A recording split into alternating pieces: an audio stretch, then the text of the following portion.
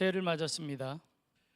새해가 되면 우리는 새해 소망을 빌기도 하며 또 그 소망을 이루기 위해서 계획을 세우기도 합니다. 목표를 정하고 달력을 채우고 마음을 다시 다잡고 힘찬 출발을 다짐하지요. 그러나 그러면서도 우리의 마음속 한켠에서는 늘 이런 생각이 있습니다. 내가 과연 내가 계획한 이 모든 것을 다 이룰 수 있을까? 오늘 주신 말씀 본문 11절 상반절에 보면 하나님이 모든 것을 지으시되 때를 따라 아름답게 하셨고 라고 기록되어 있습니다. 창세기 1장을 연상케 하는 표현이죠. 하나님께서 말씀으로 천지를 지으셨을 때 보시기에 아름답더라, 좋았더라 했던 말씀과 같은 의미의 말씀인 것이 분명해요.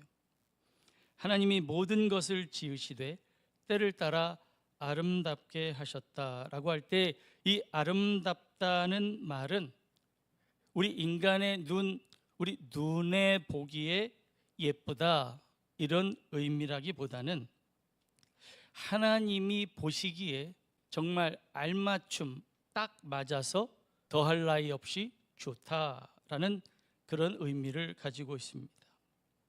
하나님이 우리의 삶을 그렇게 아름답게 해 주실 줄 믿습니다. 그런데 정말 하나님께서 때를 따라 돕는 은혜를 베푸시며 모든 것을 아름답게 하신다는 이 말이 때론 우리를 불편하게 만들기도 합니다. 이게 마냥 좋은 것만은 아니에요. 왜 그럴까요? 하나님이 보시기에 아름다운 것과 우리 눈에 보기에 좋은 것이 항상 일치하지는 않기 때문입니다. 우리는 종종 하나님의 계획을 묵상하고 생각하고 받아들이기보다는 내가 계획한 일들이 당장 이루어지기를 바라기도 하고 또 내가 안고 있는 문제들은 바로 해결되기를 원하기도 합니다. 그런데 하나님은 어떠신가요? 하나님은 가장 좋은 때에 우리에게 가장 좋은 것을 허락하시는 분이시기에 때로는 우리를 도우시되 기다림이란 인내의 시간으로 우리를 돕기도 하신다는 것을 우리가 잘 압니다. 기다림, 하나님의 때를 기다림이 우리의 믿음이 되기를 간절히 소망합니다. 지체되는 시간 속에서 결국 우리는 인내라는 것을 배우고 그 인내 속에서 우리의 믿음이 더욱 단단하게 되어진다는 말씀이에요.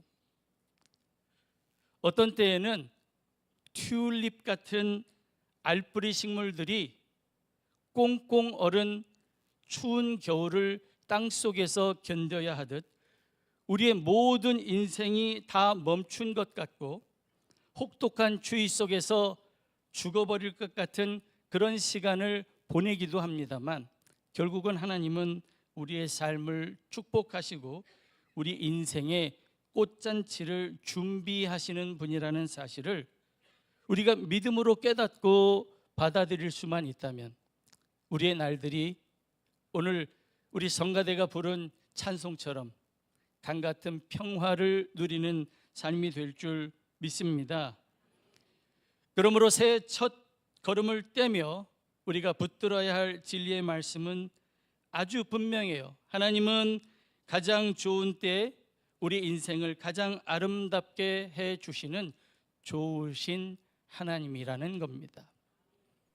그런데 때를 따라 우리 인생을 아름답게 하시겠다고 하나님께서 말씀한 후에 우리로서는 다소 이해하기 어려운 말씀을 더해 주세요. 그 말씀이 뭐냐면 사람들에게는 영원을 사모하는 마음을 주셨는데 그러나 하나님이 하시는 일의 시종을 사람으로 측량할 수 없게 하셨도다라는 말씀이에요. 하나님은 우리에게 영원을 사모하는 마음을 주셨어요. 여기서 영원이라는 이 말은 단지 끝없는 시간을 의미하는 것만은 아닙니다.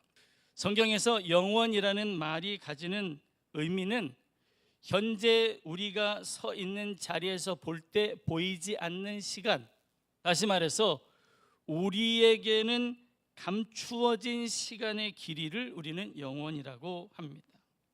그런데 하나님께서 오늘을 사는 우리에게 영원을 사모하는 마음을 주셨다고 하셔요. 그래서 지극히 유한한 시간을 사는 우리가 언제일지 모르는 때와 끝이 보이지 않는 시간을 기대하며 살게 되었다는 겁니다. 그래서 우리는 오늘만 살 것처럼 살지 않습니다. 짧게는 내일을 혹은 그보다 더 먼 미래의 날들을 생각하고 소망하며 살게 된 것은 하나님께서 우리에게 영원을 사모하는 마음을 주셨기 때문이에요. 그런데 안타깝게도 하나님이 우리에게 그 영원을 사모하는 마음을 주시기는 하였는데 영원하신 하나님이 우리 가운데 행하시는 일의 시종을 다 측량할 수는 없게 하셨다 말씀합니다. 우리말도 시종하면 처음과 나중 이런 의미겠지만 히브리어로도 이 말은 처음부터 끝까지란 의미를 담고 있어요.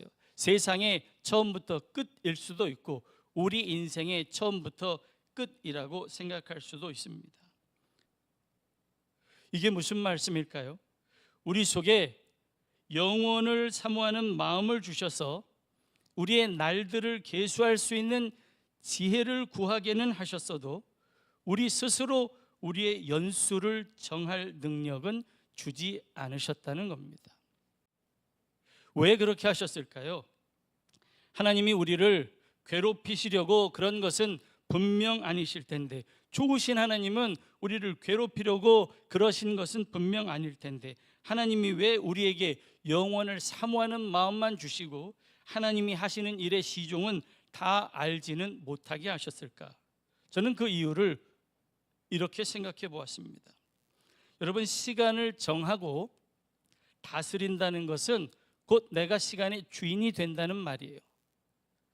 주인이 되어야 다스릴 수 있는 권세가 있는 겁니다. 내가 시간을 다스린다는 건 내가 시간의 주인이 된다는 말이에요. 그런데 만일 이 불완전한 사람들이 모두 시간을 다스리는 능력을 갖게 된다면 여러분, 우리 세상이 어떻게 될까요? 지금 이 세상에서 조금만 힘을 가져도 자기 마음대로 하고 싶어하는 세상인데 만약에 사람들이 다 시간을 다스릴 수 있는 능력을 갖게 된다면 어떤 사람은 시간을 앞으로 빨리 돌리고 싶을 수도 있고 어떤 사람은 또 시간을 뒤로 되돌리고 싶을 수도 있는데 만약 그런 일들이 정말 일어난다면 인류의 역사는 그야말로 엉망진창이 될 것입니다. 시간은 하나님의 것입니다. 그래서 우리가 내일 일을 염려하지 말라는 말을 하나님께서 주시는 것은 우리가 내일의 주인이 아니기 때문에 내일 일은 내일의 주인인, 시간의 주인인 하나님께 맡기고 너는 오늘 족한 은혜를 구하라고 하신 거예요. 혹 여러분에게 올해 하나님이 하시는 일의 시종을 전부 말해줄 수 있다는 사람이 나타난다면 그 사람은 피하기 바랍니다. 그런 사람이 있으면 피하세요. 거짓 선지자입니다. 하나님이 보낸 사람 아니에요. 왜 그렇습니까? 오늘 말씀이 분명히 선언하고 있어요. 하나님은 그런 능력을 사람에게 주지 않으셨다는 겁니다. 심지어 예수님조차도 하나님의 때를 다 알지 못한다고 하셨는데 과연 어떤 사람이 하나님이 하시는 일의 시종을 알 수 있겠습니까? 우리가 영원을 사모하는 마음이 있어서 내일 일을 소망하며 계획할지라도 새해를 맞으면서 늘 불안한 마음을 떨쳐버릴 수 없는 이유는 결국 우리가 일의 시종을 다 알지 못하기 때문인 거예요. 열심히 계획도 하고 또 누구보다 더 열심히 노력도 해보지만 그 결과를 알 수 없는 우리 인생이기에 오늘도 우리는 불안한 하루를 보내며 삽니다. 그런데 오늘 말씀은 우리에게 불안으로 우리의 날들을 채우라고 주신 말씀이 결코 아니에요. 도리어 하나님은 우리가 이 일의 시종을 다 알 수 없으니 이 불안한 마음, 불확실한 미래에 대한 염려와 근심을 하나님, 전지전능하신 하나님을 향한 신앙의 출발점으로 삼으라고 도전하고 있는 겁니다. 불분명한 미래가 우리에게 믿음을 요구하고 있어요. 우리에게 믿음을 요구하는 이때 전지전능하신 하나님께 믿음으로 나아가는 복된 대광교회 성도들 되시기를 주님의 이름으로 축복합니다. 전지전능이라는 말을 마음에 새기세요. 그리고 불안할 때에는 하나님은 전지전능하신 분이라는 사실을 꼭 기억해내시기를 바랍니다. 인생의 허물을 주로 다룬 지혜서인 전도서는 세속적인 허무의 바다에 우리를 빠뜨리고 내버려두려고 주신 말씀이 아닙니다. 오히려 인생의 허무와 절망을 깨닫고 그 절망의 바다에서 허덕이는 우리에게 다가오셔서 믿음으로 살아야 한다고 아주 건강한 처방을 주시는 말씀이 전도서 말씀이에요. 지금까지 들은 말씀을 마음에 품고 12절과 13절을 다시 읽어보겠습니다. 사람들이 사는 동안에 기뻐하며 선을 행하는 것보다 더 나은 것이 없는 줄을 내가 알았고 사람마다 먹고 마시는 것과 수고함으로 낙을 누리는 그것이 하나님의 선물인 줄도 또한 알았도다. 아멘. 무슨 말씀인가요? 어떤 사람들은 이 말씀을 읽으며 하나님이 오늘 그냥 즐기라고 하신다. 그러니까 우리는 오늘만 살자. 세상 사람들처럼 놀아도 젊어서 놀아야지. 지금 힘껏 놀자라고 이런 정도의 의미로 오해하기도 합니다만 지혜의 말씀인 전도서가 우리에게 전하는 삶의 기쁨은 결코 방탕한 삶이 아니에요. 현실 도피의 삶도 아닙니다. 전도서가 우리에게 요구하는 기쁨, 삶의 기쁨은 하나님을 경외하면서 사는 사람들이 누리는 은혜의 일상을 이야기하고 있는 거예요. 오늘 찬양이 참 기가 막히게 이 말씀을 노래한 것 같아요. 날마다 숨 쉬는 순간마다 하나님께서 우리에게 허락한 이 시간을 소중하고 의미 있고 기쁨이 넘치는 삶들로 채우라는 말씀입니다. 미래를 알 수 없으니 그냥 오늘을 즐기라는 카르페 디엠의 의미보다는 영원하신 하나님을 경외하며 하나님의 임재 가운데 내게 주신 오늘을 충실하게 살자는 코람데오의 의미가 더 강하게 담겨 있는 말씀이에요. 코람데오, 하나님 앞에서, 하나님의 임재 앞에서라는 의미입니다. 코람데오로 삽시다. 코람데오로 사는 게 만사형통의 비결이에요. 14절 말씀이 오늘 말씀의 결론을 우리에게 제시합니다. 하나님께서 행하시는 모든 것은 영원히 있을 것이라 그 위에 더할 수도 없고 그것에서 덜할 수도 없나니 하나님이 이같이 행하심은 사람들이 그의 앞에서 경외하게 하려 하심인 줄을 내가 알았도다. 할렐루야. 지혜자는 이걸 깨달았어요. 내가 더하고도 싶고 내가 빼고도 싶은데 하나님이 그렇게 하지 못하게 하신 것은 나로 하나님을 경외하며 살게 하려 하신 것이다. 이걸 깨달은 거죠. 우리를 사랑하시는 하늘 아버지 앞에서 먹고 마시고 수고함으로 오늘을 주신 하루의 기쁨을 누리는 것, 이건 모든 사람이 얻는 당연한 권리는 절대 아닙니다. 이 또한 하나님의 은혜이고 하나님의 선물입니다. 여기 그렇게 말씀하세요.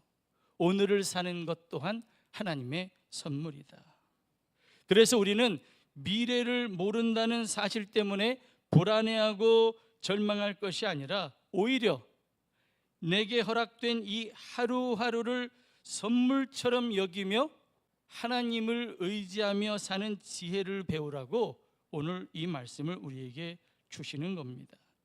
하나님을 경외한다는 건 단순히 하나님을 공포의 대상으로 삼으라는 말씀이 아니에요.